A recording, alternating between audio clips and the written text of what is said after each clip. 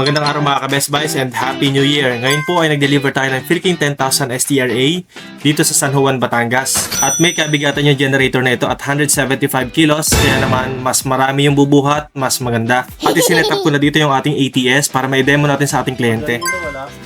Dapat kusang mabubuhay na rin. Mag-i-start. Yun.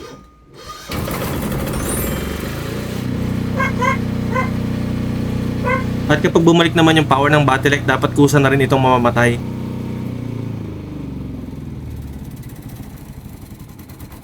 Gamitin naman natin yung remote starting. Matagal ba pin mo dyan?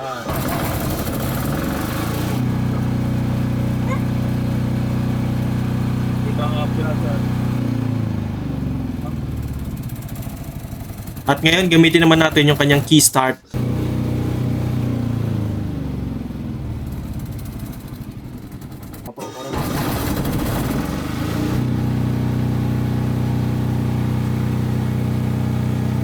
At itinuro ko na rin kay sir kung paano iset yung power output ng generator natin. Pwede kasi nating ilimit sa mas mababang power output yung ating generator sa pamamagitan ng controller na yan. So napakaganda talaga ng may digital controller yung ating generator. Napakadaming advantages, lalong-lalo na sa mga troubleshooting. Magandang araw mga ka-Best Buy. So we are here with Sir Froilan. Froilan and Ma'am.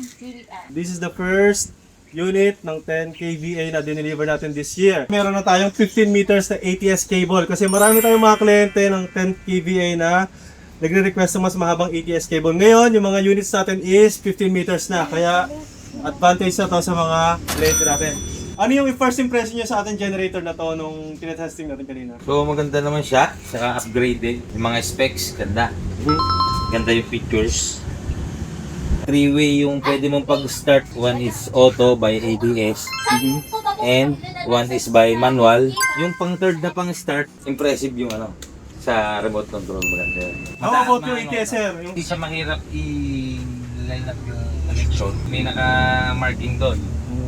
Galing sa city power, output power, generator, connection. Tapos ito, thank you dahil 15 meters. Na. Kasi yung iba maiksi nga eh. Ginap-click ko dito. Maraming salamat. Tapos marami ka pang ibang tinuro sa akin tungkol doon. About diesel engine. Thank you very much. Pati doon sa mga papang kailangan gawin dyan. So masasuggest ko lang sa mga gusto. Tawagan nyo lang. May page sila Sir Philking. Yan lang. Kita kayo sa ads na makagusto sa Facebook. Taga-saan po si brother? Nasa UK ngayon.